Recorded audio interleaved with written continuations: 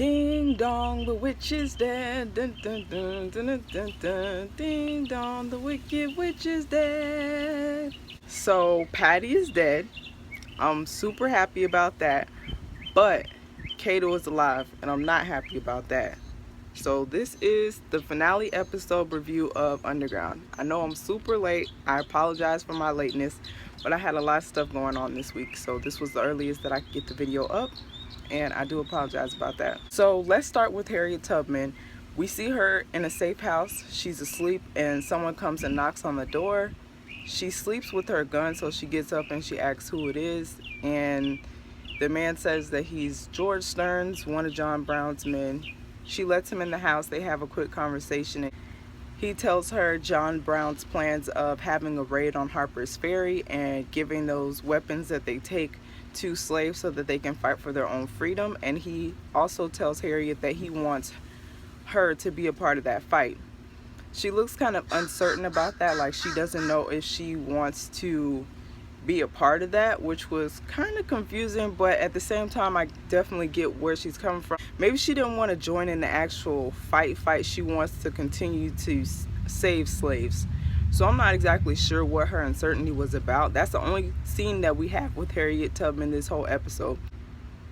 So next scene we go to the safe house, and we're sitting there with Daniel, Georgia, Elizabeth, and Noah, and Rosalie. Daniel is telling his story about how he made it there. The master poured lye on his eyes because he was teaching the other slaves to read, and he says it was kind of a poetic punishment, which was a nice way to put it, but it was horrible what they did to him, but it was a nice way to put it. And how his newborn son, or his infant son I guess, is sleeping in the master's bedroom, and the masters around his area, I think he was from Kentucky, are getting scared because of the impending war situation going on, and they're sending a lot of their slaves down south. The next thing we have is without Daniel, and they're deciding what they want to do, and Georgia makes a suggestion saying that maybe we should buy his family back, and Elizabeth shoots that down and says no, we can't put money back in the hands of someone who blinded this man. So they come to the consensus that they're going to steal the slaves that night, because Rosalie says the bill of sale has already gone out, so it's probably going to happen within the next couple of days. And also Noah says, if we aren't doing this to help people, then what are we doing this for?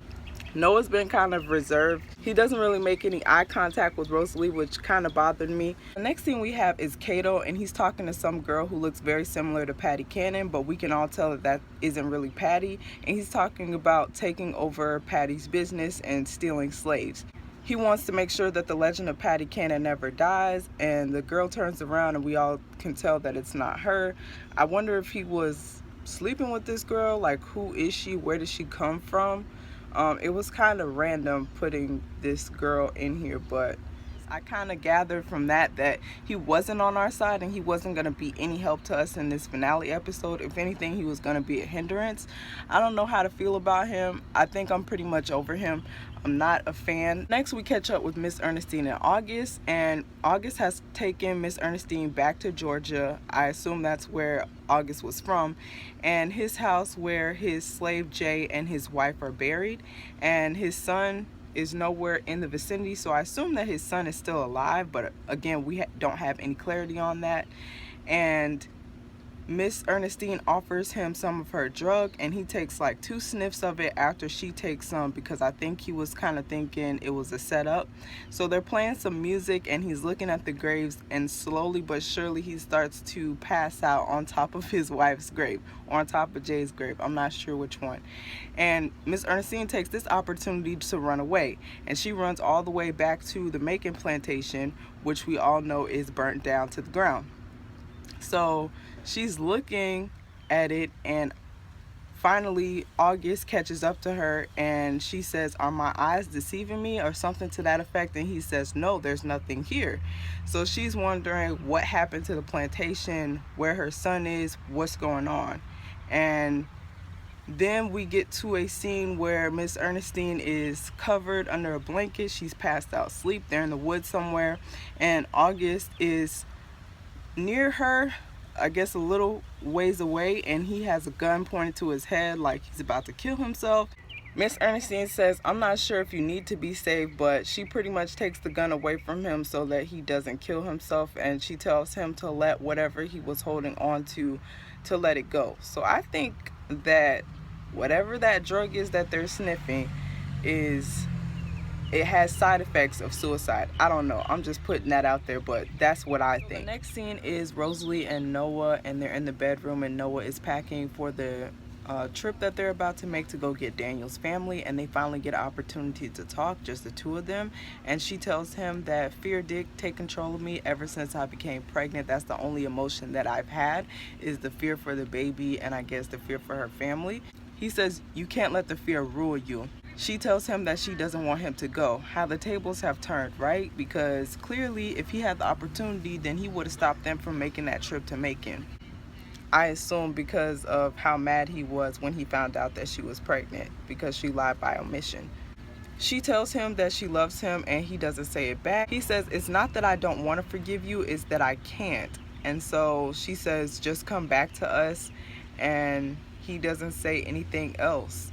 And that was the last time that they had a conversation. So I was really mad at Noah, because I feel like he needs to put part of his anger to the side to tell her like how he really feels.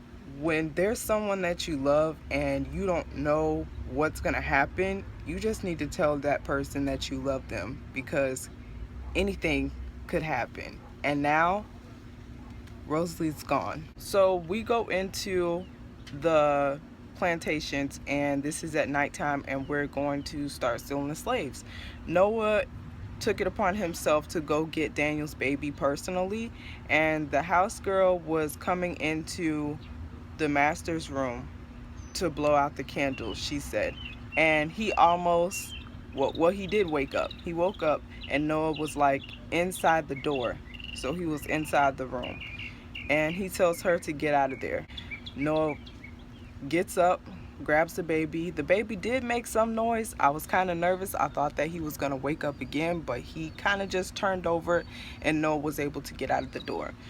At another plantation, they weren't so lucky, and one of the masters, I guess, realized what was going on, that people were stealing slaves, and Lucas was in a compromising position. He had his gun pointed at one of the masters, and then the master had a fire poker, I think, pointed at the slave, the house girl, and he was threatening, I guess, to kill her with it, which was, I don't know, kind of silly in my opinion, because I'm like, a gun definitely outweighs a fire poker. But anyway, Lucas is trying to reason with him. He even puts his gun down and says, just give us the girl, I know you don't want to hurt her. And he's about to do what Lucas told him to do, but then he starts thinking, once I let the girl go, what's to stop you from killing me? And Elizabeth was outside having a conversation with another one of the men, and he says, well, what are we gonna do, just leave her here? But Elizabeth's looking at her watch like, time is ticking, we don't have a lot of time left. And she just comes in and shoots this man dead, and she's like, let's go. And Lucas is looking at her like, Elizabeth, like, what?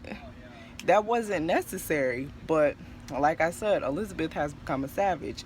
I don't know if that's a good or a bad thing at this point, but I appreciate that, because we didn't have time to play around with this man. We told him we wouldn't hurt him, and he just needed to let the girl go. At the moment, I do feel like Elizabeth got a little bit of revenge for John's death, but at the same time, I don't know if she's taking things to the extreme. I believe that she is, though. Eventually, they all meet up back at the barn, and I believe that Daniel is there, and Elizabeth says that the militia is after them, so they don't have a lot of time. She's trying to figure out what should they do, and Noah says that we have a lot of men right here, we need to go ahead and fight. He gives a monologue, a great monologue about freedom, and he says the road to slavery is paved in blood, but it doesn't have to be our blood. And he says that freedom is a result of the choices we make, and I choose to fight my way back to my family. So that gave me hope for him and Rosalie, that things aren't over, and he's really trying to patch things up and think about it and, you know, change his heart. When they were playing the fight scene and Noah was running through, and I felt like he didn't really have anybody watching his back, I was kind of nervous because I didn't know what was going to happen, but everybody made it back fine. We're gonna go back to the house where Georgia and Rosalie and James are waiting, and everybody else has gone off to the plantations to help Daniel get his family back. Georgia is talking to James about the freedom fighters and the amount of people that they were taking, something about the number 3,000, and James says, oh my gosh, that's a lot of people, and they're interrupted by gunshots. Patty ran up on George's house, originally yelling out, send out the Black Rose, which is what started the whole thing to begin with, because I'm not sure if they knew that Noah and Elizabeth were gone, but this was like perfect timing. So Georgia grabs her gun, which is one thing I like about Georgia. She wants to be peaceful as long as possible, but she will grab a gun and defend herself. And you have to do that sometimes because people will try you. But anyway, she grabs her gun and she starts shooting, and she tells Rosalie and James to go through the tunnels and wait by the river. They don't make it to the river. They are going through the tunnels and they see two men at the end, because Rosalie kind of stopped. Rosalie had an instinct or a premonition that there were two men standing at the hallway and she had to go the other way. I believe that she shot them, and so that's when they barricaded themselves into a room. I believe she sees Cato first and we hear his voice, and she's kind of shocked, but then she says, I'm not surprised that you became a slave hunter and joined Patty, something to that effect. And he says, I guess this is going to be the famous line. I'm not going to repeat what he says, but he says, I've never been that, I've always been Cato. And we already knew that Cato was on his own side. He's not for anybody, he's for himself. In the midst of all the chaos, and Rosalie and James are barricading themselves in the room and using anything they can to block the door, Rosalie starts having contractions and she starts preparing to have the baby. And I was thinking, this is a bit much to have this baby while she's fighting off these people in this house, but I guess they wanted it to be that way for a reason. So she starts preparing herself and she tells James what to do, and at one point you see somebody stick their hand through an opening, and James takes a knife and stabs the hand.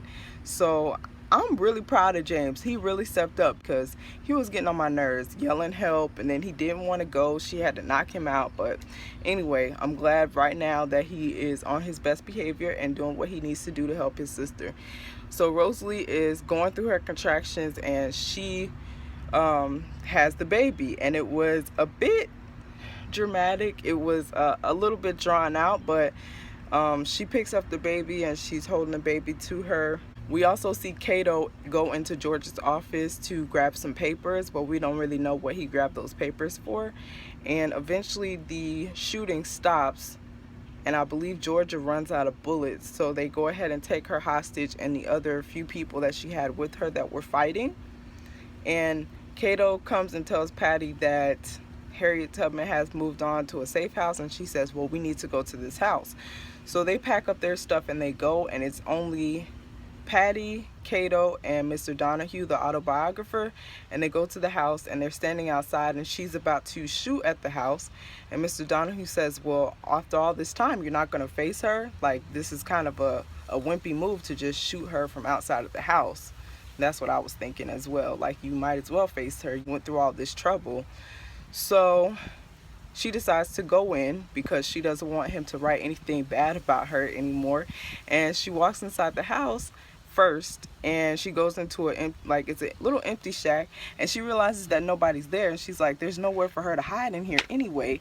And she tells Cato, you were wrong. And as she turns around to face him, he has a gun pointed at her, and he shoots her dead.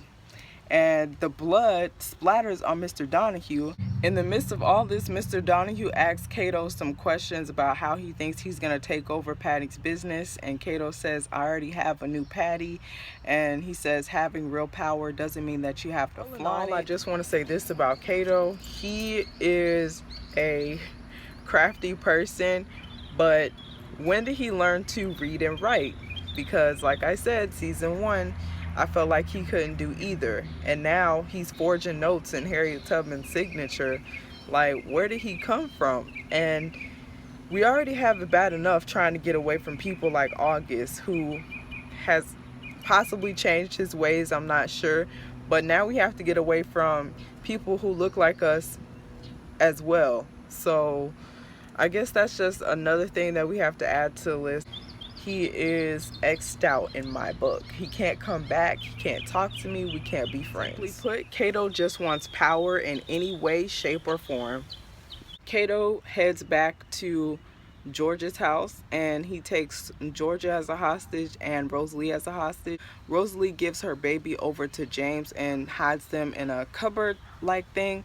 So as Elizabeth and Noah are heading back to the house, they come back to an empty house and they are saying hello, hello, is anyone there? And they find James in the cupboard with the baby, and you see Noah holding on to the baby and he's saying you're gonna be free, and he's almost crying about it. He's like, he keeps saying over and over again, you're gonna be free, you're gonna be free.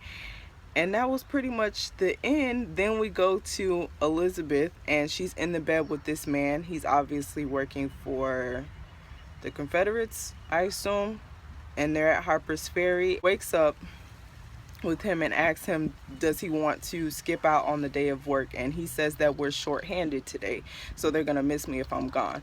So he gets ready and he goes to work, and then she immediately changes her expression to not being so happy, and she gets dressed and she goes and she hangs a lantern at Harper's Ferry. The end obviously was after they get back to the house, and it says 10 months later. So they were in 1858. I think they're about to be in 1859, which is when the raid on Harper's Ferry took place.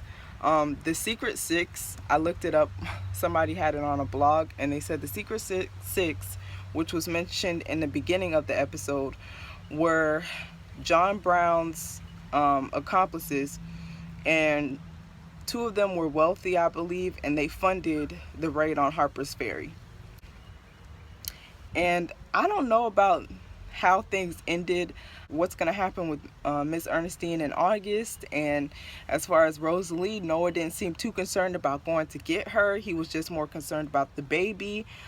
Kato, what's going to happen to him? Does he really think these people are going to listen to this fake Patty? And I don't know, just everything. A lot of things were unanswered to me, but this was definitely a good season finale. They want to leave you, you know, coming back for more, and I definitely want to see what happens in season 3. I hope there is a season 3. I've heard talk of the show not going to be on WGN anymore, so I'm not sure what's going on with that. I hope that if it's not on WGN, they find another home and we can watch season 3, because if not, then we all need to write letters saying that we want this show to come back, because we are invested in the show and the characters, everything. I want to thank you guys as always for watching this video, and I'll see you guys in my next video. Bye.